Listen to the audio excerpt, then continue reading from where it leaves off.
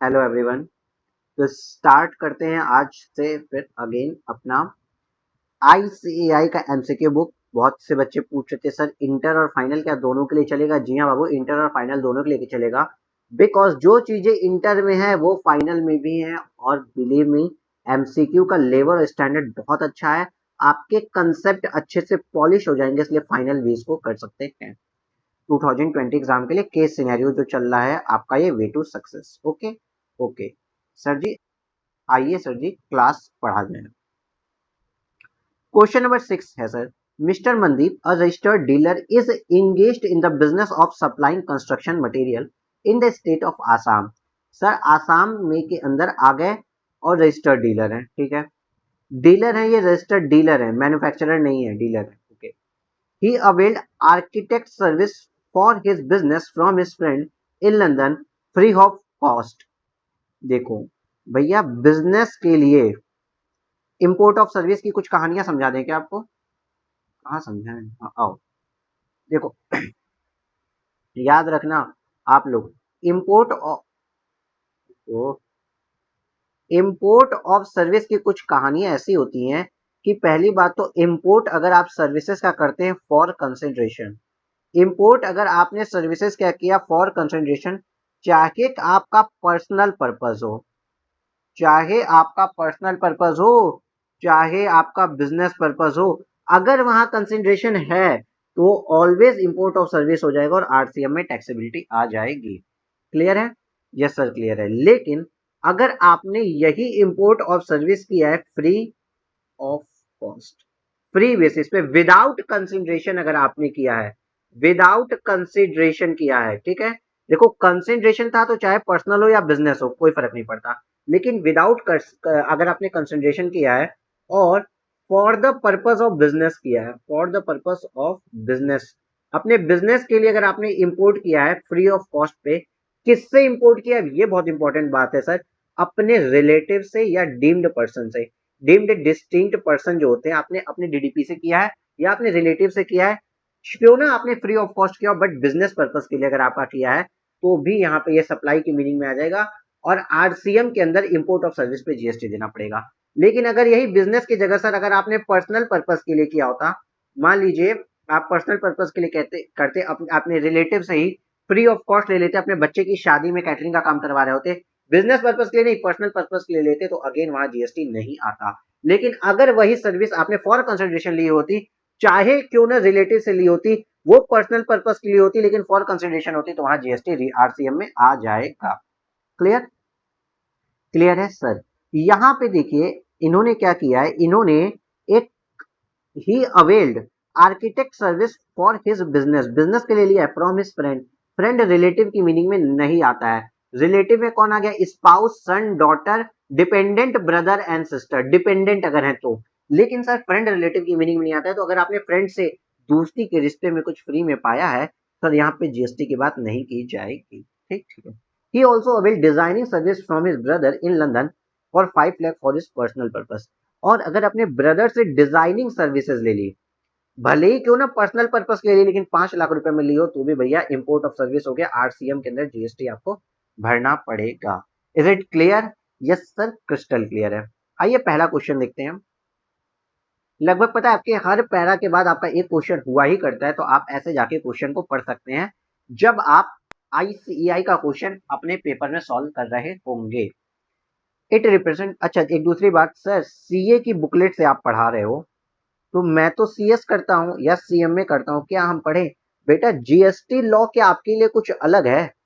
Daily के 15 minute की video आती है, तो 15 मिनट में अगर आपका जीएसटी रिवाइज हो जा रहा है तो फॉल्ट क्या है आपकी? तो आप सीएस और सीएमए स्टूडेंट है तो भी पढ़ सकते हैं, और अगर सीए स्टूडेंट है चाहे इंटर या फाइनल, तो आप भाई जरूर से जरूर इसको करते रहिएगा, बिकॉज ये डायरेक्ट क्वेश्चन आपके पेपर में भी मिल सकता है। 6.1, the in represent of service imported by mister Mandeep, which of the following is correct statement? कौन सा स्टेटमेंट करेक्ट है? पहला देखते हैं, architect service for his business from his friend in London free of cost is considered as supply.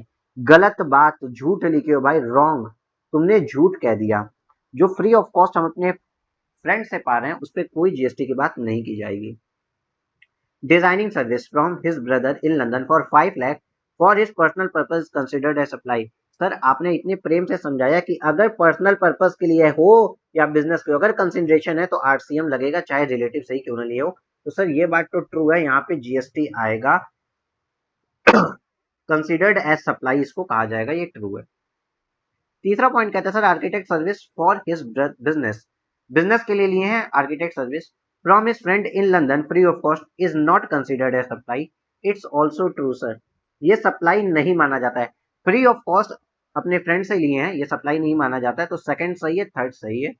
Fourth question आपसे कहता है designing service from his brother in London of 5 lakh for personal purpose not considered as supply. गलत बात, consideration है ना, personal ही क्यों ना हो, कंसिडरेशन है ना। हाँ सर, तो आरटीएम में टैक्स भरो। सर आपका करेक्ट स्टेटमेंट होगा स्टेटमेंट नंबर 2 और स्टेटमेंट नंबर 3, 2 और 3 आपका ऑप्शन नंबर सी यहाँ पे करेक्ट ऑप्शन आएगा। क्लियर? हाँ सर क्लियर है।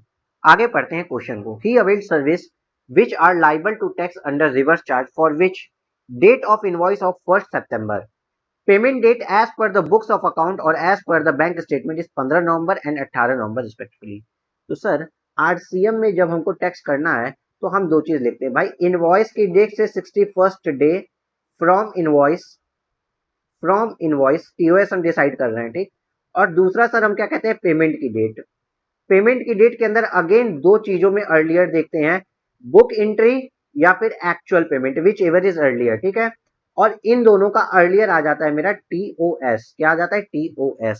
सर अगर हम देखें तो बैंक में हम 15 नवंबर को दिए हैं और 18 नवंबर, 15 नवंबर और 18 नवंबर में सर मेरी पेमेंट की डेट क्या आ गई सर, 15 नवंबर, ठीक है। 15th of November which ever is earlier. और सर 1 सितंबर से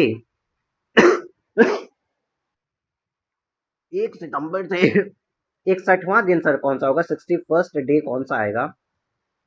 तो सर 1 सितंबर से 61st डे आपका आता है सितंबर का 30 दिन प्लस अक्टूबर का 30 दिन। 1 सितंबर से सितंबर, तो 1 सितंबर के बाद अगर देखो सितंबर के 30 माइनस और अक्टूबर, सितंबर के 29 दिन हो गए ना 1 सितंबर से, तो 29 प्लस 30 31 का होता है ना अक्टूबर। हाँ सर 31 का होता है अक्टूबर। तो सर 31 का अक्टूबर आ गया, 61st डे आपका आया sir 1 of November. Sir 61st day आपका आ रहा है 1 of November. Sir time of supply आपका 1 ऑफ नवंबर हो जाएगा, किसके लिए, आरसीएम के लिए। यहाँ हमसे नेक्स्ट क्वेश्चन पूछ रहा है determine the time of supply of service received by mister Mandeep for taxable under reverse charge. तो 1 ऑफ नवंबर आएगा, ऑप्शन नंबर बी। इसका सी था, दूसरे का बी है, देख लिया जाए क्या आंसर यही आ रहा है सही। ओहो ऊपर चलो भाई, सी और बी सही है। नेक्स्ट आते हैं, his turnover for the current financial year is as following. Taxable supply of goods 55 lakh रुपए और exempt supply of goods 16 lakh रुपए। Inward supply liable to tax under RCM 8 lakh रुपए। सर अगर हम बात करें एग्रीगेट टर्नओवर, तो एग्रीगेट टर्नओवर में all taxable plus exempt add होता है, लेकिन इनवर्ड सप्लाई को नहीं लिया जाता, नहीं इंक्लूड करते हैं, जो हम रिवर्स चार्ज के लिए लेते हैं। तो मेरा aggregate turnover 55 lakh plus 16 lakh आता है, जो आ रहा है मेरा 71 लाख रुपीज का सर मेरा एग्रीगेट टर्नओवर आएगा for the this current financial year के लिए मेरा 71 लाख रुपीज का एग्रीगेट टर्नओवर आएगा। नेक्स्ट क्वेश्चन को पढ़ें। Compute the aggregate turnover of mister Pandeep for the given financial year 71 lakh rupees. ठीक ठीक है सर। देखो he intended to start providing service also from the next financial year and also to avail composition scheme under section 10(1) of CGST Act 2017। 10(1) की composition scheme ले रहा है, ठीक ठीक है। he also wishes to make supplies to government, government को भी supply करना चाहता है, कोई बात नहीं है। चलो all the amount given above are exclusive of taxes, ये हर एक एमसीक्यू में आपके लिख के आता है। wherever applicable all the supply referred above interested unless specified otherwise, based on the information given above choose the most appropriate answer in following questions। Question number 6.4 पे आते हैं। The Mandeep will be eligible for composition scheme under section 10(1) of the CGST Act 2017 in the next financial year but he can supply और service only up to. देखो अब यहाँ पे अगर हम आए सर 10(1) की कंपोजिशन स्कीम जो इन्होंने ली है, 10(1) की सर जब कंपोजिशन 10(1) की सन जब आप कंपोजिशन स्कीम लेते हैं तो इस कंपोजिशन स्कीम में सर आपको मिलता क्या है? सर इस कंपोजिशन स्कीम में आपको मिलता क्या है, मतलब क्या होगा? देखो कंपोजिशन स्कीम अब क्या है कि आप गुड्स प्लस सर्विसेज बोथ के लिए ले सकते हैं अप टू 1.5 करोड़ या 75 lakhs विच एवर, जो भी आपको whichever is applicable to your state. Sir goods plus services both 1.5 crore. आपने सर जो दूसरी 10(2)(a) की जो कंपोजिशन स्कीम है वो सर्विस फोकस तो कहना गलत होगा, वो जो 50 lakhs तक के लिए एप्लीकेबल है, हम अभी उसकी बात नहीं कर रहे हैं। हम नॉर्मल 10(1) की कंपोजिशन स्कीम की बात कर रहे हैं जिसमें गुड्स के साथ साथ सर्विस भी आप सप्लाई कर सकते हैं, लेकिन यहां पे बोला गया service up to permissible limit. Sir यहाँ पे एक लिमिट दे दी गई है कि इतनी लिमिट तक की आप सर्विस दे सकते हैं। मतलब क्या हुआ, जैसे मान लो हम एक चार्टेड अकाउंटेंट जो हैं, हम चार्टेड अकाउंटेंट चाहें तो हम कंपोजिशन स्कीम लेके 1.5 करोड़ तक नहीं सर्विस दे सकते हैं। भाई साहब 1.5 करोड़ की सर्विस नहीं दे सकते हैं, बिकॉज यहाँ पे बोला गया 1.5 करोड़ तक जब गुड्स हो, अगर एक्सक्लूसिव ऑफ सर्विस है तो 50 लाख पे जाना पड़ता है और वहां पे 3% प्लस 3% का रेट है, मतलब टोटल 6% का रेट लगता है। तो ये कंपोजिशन स्कीम जो गुड्स प्लस सर्विस वालों के लिए दी गई थी उसमें अप टू सर्टेन लिमिट तक सर्विस दी जा सकती है, और वो लिमिट पता है क्या है? 10% of turnover of preceding financial year तक की सर्विस दे सकते हो आप। मतलब क्या है, अगर आपका टर्नओवर पिछले साल में यहाँ पे 71 लाख हमने निकाला है, 71 लाख है, तो आप जिस नेक्स्ट, ये प्रीसीडिंग फाइनेंशियल ईयर हो गया, जब आप नेक्स्ट फाइनेंशियल ईयर में पहुंचे भाई साहब, नेक्स्ट फाइनेंशियल ईयर में पहुंचे तो यहाँ पे 71 लाख का 10% मतलब 7.1 लाख तक का ही सर्विस दे सकते हैं, इससे ज्यादा की सर्विस नहीं दे सकते।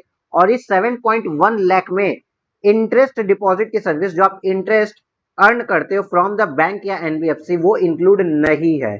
बैंक या एनबीएफसी जो करते हो, फाइनेंशियल इंस्टीट्यूशन से करते हो, वो इंटरेस्ट इंक्लूड नहीं है इस 7.1 लाख की सर्विसेज में। अब अगेन देखिए, थोड़ा सा हम और आपको डिटेल कर देते हैं। कहाँ गया सर? ये 7.1 लाख तक की सर्विस हम दे सकते हैं नेक्स्ट फाइनेंशियल ईयर में, लेकिन सर आपने बोला गुड्स और सर्विस हम अज्यूम करते हैं 1.5 करोड़ तक दे सकते हैं। तो 1.5 करोड़ में अगर मान लीजिए कोई कहता है कि सर हमने एक 100 लाख तक के गुड्स की सप्लाई की, 100 लाख तक की हमने सर घड़ी घड़ी बेच दी, वॉचेस बेची है घड़ी, ठीक है, 100 लाख के, और 50 लाख के हम रिपेयरिंग सर्विस अगर देते हैं, 50 लाख तक की हम रिपेयर सर्विस देते हैं, तो भी सर मेरा टर्नओवर तो 1.5 करोड़ है। तब तो सर हम कंपोजिशन स्कीम की जो लिमिट है, ये 1.5 करोड़ की जो लिमिट है, सर हम तो इस लिमिट के अंदर आ गए ना। नहीं, ये चीज नहीं, आपको कंपोजिशन लिमिट लेनी है, और तो गुड्स फोकस्ड है पहली बात तो ये। लेकिन अगर आप सर्विस भी दे रहे हो तो ठीक है, आजकल की बिजनेस में गुड्स प्लस सर्विस का नेचर ही आ गया है, तो सर्विस का limit up to permissible limit होना चाहिए, जो होता है 10% ऑफ टर्नओवर। मतलब आप भले, आपका अगर यहाँ पे देखो, ये 50 लाख नहीं दे सकते सर्विस, सर्विस 7.1 लाख से ज्यादा की नहीं दे सकते।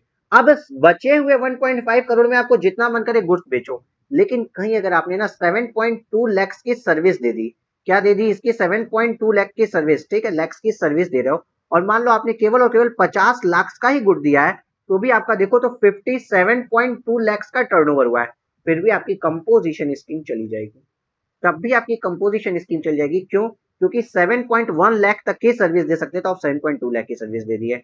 भले ही आपका एग्रीगेट टर्नओवर 1.5 करोड़ से एक्सीड नहीं किया, लेकिन सर्विस कंपोनेंट 10% से एक्सीड कर गया, तो भी आपको कंपोजिशन स्कीम चली जाएगी। ये चीज मैंने आपको यहाँ पे रिवाइज करा दी है, इंपॉर्टेंट था। ठीक है, यहाँ पे क्वेश्चन आपसे आ रहा है मिस्टर, क्या क्वेश्चन आ रहा है मिस्टर, जो भी है भाई, एम कंपोजिशन स्कीम लिए हैं 10(1) के अंदर सीजीएसटी एक्ट में, द नेक्स्ट फाइनेंशियल ईयर में ही can supply of service only up to 7.5 lakh, preceding turnover का 10% आपकी लिमिट है, तो 7.1 लाख तक का ही आप सर्विस दे सकते हैं। क्लियर है? देखो बाबू, 71 लाख, 7.1 लाख, एक एक कंसेप्ट आपको हम इतने अच्छे से रिवाइज करके बता रहे हैं। अब आपको अगर डेली आप 15 मिनट भी नहीं देंगे तो आप खुद के साथ नाइंसाफी कर रहे होंगे। 6.5 पे आते हैं। In case he supplies service to the state government by way of any activity in relation to the function interested to the municipality under 243W of the constitution in the next financial year, which of the following to be exam. तो आपको ये पता चला होगा एग्जामिशन notification, एग्जामिशन notification के तहत पता है 243W हो या 243G की जो पंचायत और नगर म्युनिसिपैलिटी को जो सर्विस दी जाती है, ये सर्विसेज एग्जेम्प्ट होती हैं सर। लेकिन होता क्या, अगर इस सर्विस को देने में अगर गुड्स का पार्ट भी इंक्लूड है, कैसे सर, गुड्स का पार्ट अगर इंक्लूड है गुड्स का पार्ट इंक्लूड है, मतलब मान लो ये जो इसने म्युनिसिपैलिटी को सर्विस दी कि रोड साइड जो लाइट्स लगी है ना, स्ट्रीट लाइट, रोड साइड जो स्ट्रीट लाइट लगी है, इसके रिपेयर एंड मेंटेनेंस की सर्विस दी, इसके मेंटेनेंस की दी। अब इसमें से कुछ लाइट फ्यूज हो गए, तो इस फ्यूज लाइट को भाई साहब, ये जो लाइट फ्यूज हो गई, इस फ्यूज लाइट को चेंज करना पड़ेगा, इस फ्यूज लाइट को चेंज करना पड़ेगा। तो इस रिपेयर एंड मेंटेनेंस में इस लाइट को बदलने, मतलब ये जो ट्यूबलाइट देगा ये गुड्स की सप्लाई में आएगा ना, इस गुड्स की सप्लाई करना भी इंक्लूडेड है। और अगर इस सर्विस में 25% तक का गुड्स इन्वॉल्व है तो कोई बात नहीं, 25% तक का गुड्स इन्वॉल्व हो सकता है, उसको एग्जामिशन नोटिफिकेशन 243W और 243G कवर कर लेगा। तो आपसे यही कहा गया है कि यहाँ पे 243 के अंदर क्या एग्जेम्प्ट होगा, चेक करते हैं। प्योर सर्विसेज, अगर हमने कहा केवल और केवल हम इसका मेंटेनेंस करेंगे, सब कुछ सही रहे भाई, जलता रहे, लाके वायर वायर कनेक्शन अगर कुछ छूट जाएगा तो हम सही करेंगे, प्योर सर्विस अगर देता है तो भी ये क्या हो गया, एग्जेम्पशन नोटिफिकेशन के अंदर कवर है, ये एग्जेम्प्ट है।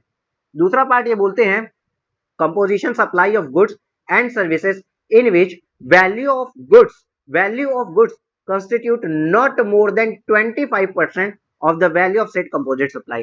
ठीक है सर, अगर गुड्स और सर्विस दोनों दे रहे हैं, ट्यूबलाइट भी बदल देना है, लेकिन गुड्स मतलब ट्यूबलाइट की कीमत 25% से ज्यादा नहीं है, ऐसी कोई कंपोजिट सप्लाई है, तो हमने बताया ना एग्जामिशन नोटिफिकेशन के अंदर कवर है, ये भी एग्जाम हो जाती है। Composite value of goods and service in which the value of supply of service constitute not more than 25%। भाई साहब सप्लाई ऑफ सर्विस, भैया सर्विस तो आपको देनी ही ज्यादा है, गुड्स 25% से ज्यादा नहीं दे सकते, सर्विस तो आपको देनी ही ज्यादा है, तो सर्विस के लिए 25% की लिमिट नहीं है, गुड्स के लिए 25% की लिमिट है, तो ये तो गलत बात कही। तो आपको विल भी एग्जाम्प्ट क्या होगा, 1 और 2, यही दोनों एग्जाम्प्ट होंगे। तो सर 1 and 3, 2 and 3, 1 2, ये भी गलत है यार, 2 तो एग्जाम्प्ट है, 3 नहीं है, 3 नहीं है, 1 and 2, डी ऑप्शन आपका सही आएगा, 1 and 2 ही एग्जामिशन नोटिफिकेशन के अंदर कवर हो जाएंगे। तो इस तरीके से आपका एमसीक्यू नंबर पार्ट 6 कवर होता है। देखो यार, आपको जो पढ़ना है इनकम टैक्स, एक सेकंड मेरी बात सुन लेना, और जीएसटी, ये दोनों मिला के आपका बनता है टैक्सेशन का पेपर। ठीक ठीक है सर। सर 100 मार्क्स के लिए आपको नहीं लगता कि आपका कोर्स कुछ ज्यादा है? सर बहुत ज्यादा है, ज्यादा नहीं है, बहुत ज्यादा है। ठीक, तो आपके लिए हम बताते हैं, आपके जितने ICAI क्वेश्चन है आप वो कर लीजिए, प्लस करंट ईयर की आरटीपी जो आपकी May 21 की है, प्लस जो मॉक टेस्ट पेपर आपके 1 और 2, मॉक टेस्ट पेपर 2, ये दोनों आपके आ गए। अगर आप इतने क्वेश्चंस को कवर कर लेते हो, ICAI के क्वेश्चंस को, एमटीपी दोनों एमटीपी और आरटीपी अगर आप इतना कवर कर लेते हो ना, तो आप सफिशिएंट मार्क्स पाने के लिए एलिजिबल हो जाते हैं। मतलब आपने क्या किया, ये ICAI क्वेश्चन कर लिए, आरटीपी कर ली, दोनों एमटीपी कर ली, और जो भी आप समरी कर रहे हैं, यदि आप समरी को पूरा कंप्लीट कर लेते हो तो मेरी गारंटी है आपका 80 प्लस तो एकदम इजीली आप एलिजिबल है। सब कुछ सही करके अगर आ गए तो 80 पास आ जाएगा, बिकॉज इतने से ही लगभग 86 मार्क्स का आना ही आना है। तो मेरा ये कहना होगा कि भाई साहब अगर आप एक वाइज स्टडी करें, समझदारी भरी स्टडी करें, तो मेरा कहना होगा आप ICAI क्वेश्चन, आरटीपी और दोनों एमटीपी के ऊपर आप ज्यादा फोकस कर सकते हैं, जो कि टाइम के साथ आपके लिए मुझे लगता है ज्यादा सही है। अभी अगर आपको इनकम टैक्स में प्रॉब्लम आ रही है तो अगेन वही अभ्यास सीरीज पे भी आप जा सकते हो, और मैंने बोला अभ्यास सीरीज हम जीएसटी की भी बनाने के लिए सोच रहे हैं, और जो हमारी डायरेक्टली इनरोल्ड स्टूडेंट होंगे उनको ये मिल जाएगी। और अगर आपको पता करना है 15th ऑफ ये मई तक अगर मेरे प्रिपेयर हो जाएगी तो जीएसटी की अभ्यास सीरीज हम सभी को फ्री में प्रोवाइड कर देंगे 15th ऑफ मई तक। आपको ये अगर जीएसटी फ्री अभ्यास सीरीज भी अगर आपको चाहिए तो 99 1 83 10 384, मैं कह रहा हूं कि मेरा प्रपोजल है, अभी प्रिपेयर्ड नहीं है, आप मुझे इस डेट तक 15 मई के बाद कभी भी मैसेज करके पूछ सकते हैं, व्हाट्सएप करके, मैसेज नहीं व्हाट्सएप मैसेज करके। Okay, take care, bye bye, अपना ध्यान रखना, और नेक्स्ट वीडियो में मिलते हैं कल के लिए।